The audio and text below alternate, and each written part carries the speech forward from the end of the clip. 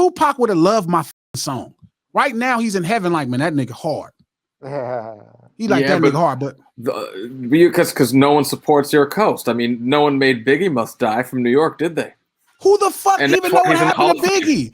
Everybody that know what happened to Biggie, I wouldn't even know what this. That's not some street shit. Niggas don't really fucking know. I never heard that story in the streets. The first time I heard it was on the internet, and I heard Reg and them talk about who might have did it. I don't even know what's the motivation. I don't know what happened. That's not some like street shit that you don't hear about. Like that's like high level shit. That was like some shit. Well, Reg's right here. What happened to Biggie? Nigga, he wasn't there. I wasn't there. Had nothing to do with that shit. So don't even start. Reg knew what happened to listen. Reg knew what happened to Pac 5 minutes after it happened. He knew who did it and what happened. We all knew what happened to Pac. Suge knew what happened to Pac right on the spot. We all knew. We didn't know the people, but we knew the area. Yeah, we knew what it was about. And we knew the people. Like in the night, that night, people was like, oh man, you heard the story. You heard when a nigga got jumped. Like the shit was calling back. It's normal. So Biggie shit was so next level.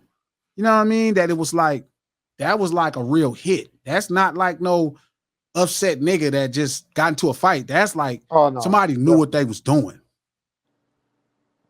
You know what I'm saying? They knew what they was doing. But the point I'm saying is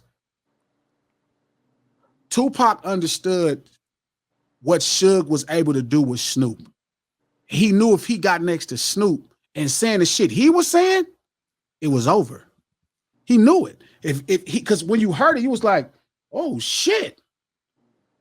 You could hear Tupac a million. I've heard Tupac way before that a lot of times. First record, second record, third record, all the records. They were great. But when he stood next to Snoop and was saying that shit, it almost gave you a measuring stick where you could be like, oh shit. That's what the MTV Music Awards, y'all. Man, it started being, it's like, oh shit. You know what I'm saying? Oh shit, look at that shit there. Snoop and Pac knew it. He was this high that day. Oh man. Snoop is so fucking great, man. Snoop is so awesome. And I love, and what's funny is, speaking of that, I'm gonna say this and I got to go. You know who cussed me out the most about Tupac Must Die the song? Mob James? No.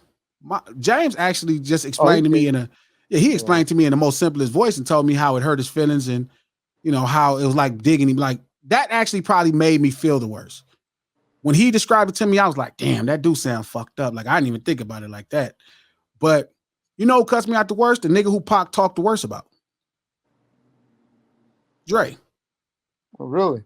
Dre had the most tongue, like the most lip for me when it came down to it.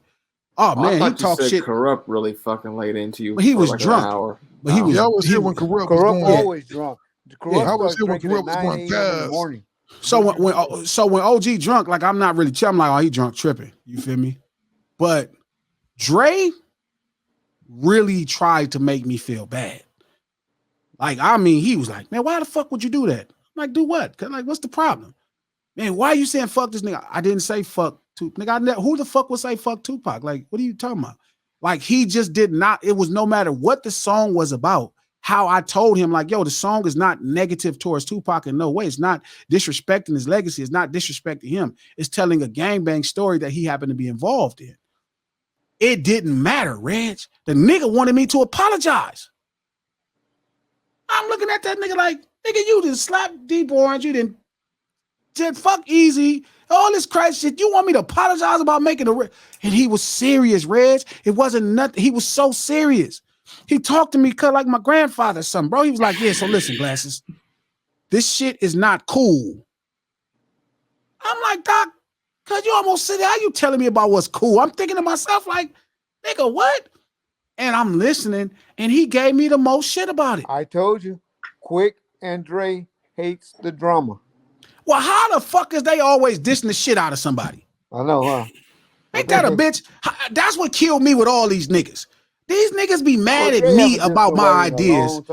No. See, that's that bullshit, Reg. You can't raise niggas on this shit and get mad when niggas be on this shit. I'm on this shit, Reg. How? A nigga can't be mad about I'm a fan of Tupac. I swear, when I wrote the song, I called Still. I said, I just wrote this song that got Tupac energy in it. Like, this is a kind of song. People can't get mad at you. The people that get mad at you probably are the ones that be over there pumping up KPD, talking about he's a comedian and he's funny and he need to have stand-up comedy and all of that. So I don't get it. I don't get it. Like, but also, we also grew up in a society where we feel like we have to take a side. I don't gotta take nobody's side. 2 niggas got into it, niggas died. That happens all my whole fucking life. I don't know no other way. I ain't never gotta take a side. Niggas ain't from the 7. So my point is, Crips, that's one thing about Crips, boy. They loyal to the soil. Yeah, I don't know about that.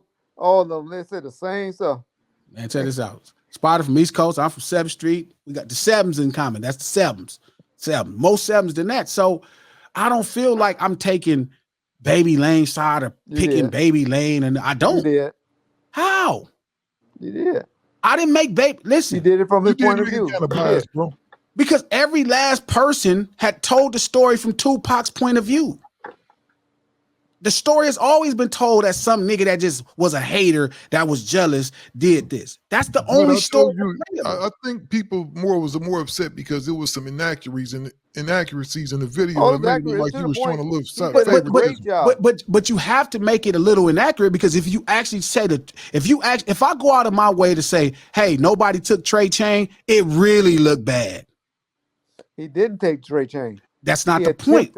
Again, it looks really bad. Because then it looked like just some gang shit. Well, that's what it was. No, it's not. It was because of Tupac felt his loyalty to Death Row. It's not just as simple as, I'm not saying Tupac wasn't claiming the mob. Obviously, fucking Stevie Wonder could see Tupac was claiming the mob. He was being loyal to who he was around. But he was loyal. He was claiming the mob. I think he was being loyal to who he was with. But that's my point. That's where I was getting to. But he was loyal to the niggas he had never felt that kind of love. Correct. I know how this gangbanging shit work. Man, niggas take you in and niggas will do anything for you, man. It's a different feeling that he was able to feel being a part of this shit. That's what all these niggas really want. So when Pop you look got at the that niggas shit, he was hanging around doing thug life, they wore blue. Yeah. And he was loyal to them. Oldies, because, and then you got to remember he was the richest nigga in the thug life movement. You know what I mean? So he got some niggas off the corner, some niggas from 40s, right? That was with it. But when he got with Death Row, you got with the mob, they got real paper. And they was some real goons. They was with all the bushes. So, and they like, yo, we'll do whatever you want to do to these niggas. Man, that type of love and power, you know what I mean? Like, I get why. So, but that's why I'm also really careful with telling the story in a way that fits why. So you don't look at it like it's just some bullshit well, if they don't take the chain, what am I mad at? Because 2 gang members got into a fight? No. So you make the story simple. You make it digestible for people. And you say, okay, this is why he was upset, because his chain was taken from this person. It's not about did they not take it. Attempted. He did not take the chain. Okay. I just got to put out there because people hear stuff, they runs with it. But it's not the point. It's when niggas tell this story, all these crackers telling these stories. My bad, Pete, you're not a cracker. But when these crackers tell these stories, dog, you feel me? They don't fucking call them niggas and say, hey, I'm making a compelling story, because if you make it look like that, then you can understand Tupac's rage when he found out the nigga was around. This nigga had done wrong to somebody he was loyal to, and a label that bailed him out of jail. So I made the story simple. If it's just a gang fight, but if it's just back and got the Cadillac, the white Cadillac and everything, it was an incredible video. What you did, but I don't like that title, though. I hated that title. The title was like a movie thing, but I understand. But the thing is, I don't think I took Baby Lane's side. I think I told hip hop all about Reg, and this is something you can relate to because you know about hip hop. You've been in it long enough and you've seen it. It's about giving a voice to the voiceless, the miss and not and ill represented, people that's not represented. You know what I mean? So when you hear a story and all you hear is, oh, he's a hater, or this nigga, this, that, and the third, or this nigga, and you like, well, no, I understand how we live culturally and why you feel like, man, if that happens to Baby Lane and he comes back to Compton, do you know what niggas is gonna say about him? He became a legend. Like, no, I'm saying no, not after. if he does nothing. Oh, if he didn't do nothing. Oh yeah, they had to retaliate. Had to. Your baby mama gonna be like, man, you let that rapper, you didn't know when that rapper nigga did that shit to you. I always say that. I said you Hey. can't walk around the shirt with a white beater on no more. Nigga, Last imagine if Soulja Boy slap you across your face and you don't do nothing. Man, would Reg, have to if Soulja Boy slapped me across, and I'm not calling Tupac Soulja Boy, I'm saying somebody that's not involved with the lifestyle. Yeah, anybody that's not involved with the lifestyle. Like if Suge fired on me and I didn't fight shit back, niggas gonna make jokes, but they're like it's Suge. I mean, it's gonna be a certain way we gonna talk about it. Exactly. But if somebody who you feel is not a part of the lifestyle, it had to happen. Bro, you got to do something. I didn't think, even if I would have known about it, I wouldn't have thought they would have retaliated that quick, I'll be honest. I wouldn't have thought they would have retaliated there, but in Compton, yeah, they gonna go crazy. But I'm thinking like, if this happens, are you, because this ain't your first rodeo. You didn't, like, I'm sure Baby Lane didn't been jumped before. This is part of the territory. You know what I mean? Maybe he hasn't, but I would imagine he has, right? Them niggas been beefing with Santana probably since he was alive at this point, right? Yeah. So, you know, you've been jumped, but the type of embarrassment you have, you know what I mean? When somebody you feel that's not affiliated with the culture, he right. We would have had 100 jokes for him, Reg. 1,000 fucking jokes. Oh man, niggas would have had 100 jokes. That's like if Soulja Boy slap a nigga, right? If Soulja Boy slap dog, Reg, you know how many jokes you be making about me? Oh yeah. You know how many jokes? Man, you let Soulja Boy slap you like that. It'll be a joke that writes itself. So, you know, because all you have when you come from our community, that's the moral of the story, morality. You know, when you come from our community, you have to protect your reputation. It's your most prized, you know, it's your most prized possession. You're right. Reg, before we get out of here, let's talk about your podcast that you got coming up for a little bit of stuff we got going on. Oh, you got a motherfucking podcast? Oh, hold up, niggas, you trying to advertise on our show? Yeah, you got a podcast, I already Reg? did once. It was called Both Sides of the Fence with Reggie Wright or the OG Gangsta Chronicles. We haven't came up with what we're gonna do. No, he got two podcasts. He got one because you know Reg's like to talk. Reg should be on there every night. So we got Both Sides with Reggie Wright and we got the OG Gangsta Chronicles. We really about guess to what's gonna be the first episode we're gonna do? What's that? I don't know. But we're gonna do one about your boy Ice-T. We're gonna tell the story. I gotta go tell the whole story about the robbery and all of that and getting the boy killed and almost going to jail. All right, man, do that. You know about that? You ever heard about that one, Glasses? Yeah. I got the players and everybody involved. Niggas say shit happened. The one thing about Ice, they say some shit gonna happen. You ain't gonna play. Hey, them old niggas, man. That's why I don't fuck with you old niggas. Reg, you old niggas is trifling, bro. You old niggas, bro, will stab y'all generation stab people. Ice-T, he gonna do me being around talking about I dry snitching on shit. Yeah. Ever since he said that, I've been working on that. So my thing is, y'all old niggas play different. You niggas stab each other and shit. Y'all look in each other's eyes. Y'all niggas some treacherous. I don't really. You listen to older niggas rapping shit. You niggas be talking about raping niggas. I'm not fucking with you old niggas. That's why if I ever had beef with an older nigga, I'm just killing. I'm not gonna try to negotiate or settle nothing because you niggas will do like treacherous shit to each other. Niggas cut each other heads off and hang them on. Like, bro, I don't know what are y'all doing. We could just eliminate the problem. Y'all get out of hand and think y'all like from like Greece or something or like, you know, Rome and do little silly shit. I don't know what y'all problem is. You niggas is treacherous, and I think y'all just traumatized from something happened to y'all or something. No, it wasn't that, man. I think they're less removed from a meaningful, like, from a climate of meaningful war where they understand the value of ultimate victory.